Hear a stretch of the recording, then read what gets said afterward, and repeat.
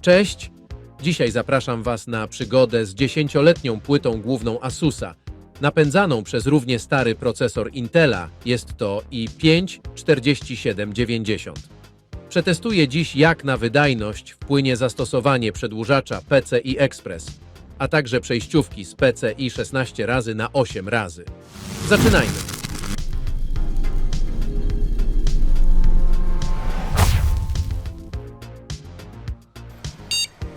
Na początek wchodzę do BIOS-u i ustawiam parametry. Rozpoczynam od instalacji systemu Windows, co na dysku M2 zajmuje tylko 9 minut. Instaluję sterowniki, aktualizacje oraz aplikacje i benchmarki. Rozpoczynam testy od karty RTX 60. Testuję wydajność w benchmarkach, a także grze Formuła 1 2022. W tym przypadku widać potężny bootlenek. Wyniki są praktycznie takie same. Mieszczą się w granicach błędu pomiarowego. Jedyne zakłócenie wyników widać w przypadku zastosowania przedłużacza PCI Express w benchmarku 3D Max. Nie ma się co dziwić, w końcu jest to chyba najtańszy dostępny model przedłużacza bez żadnego ekranowania.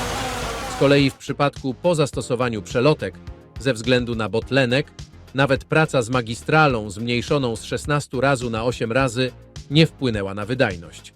Procesor i5 czwartej generacji jest po prostu o wiele za słaby dla RTX 2060. Kolejną kartą, jaką przetestuję, jest stary GTX 550 Titanium.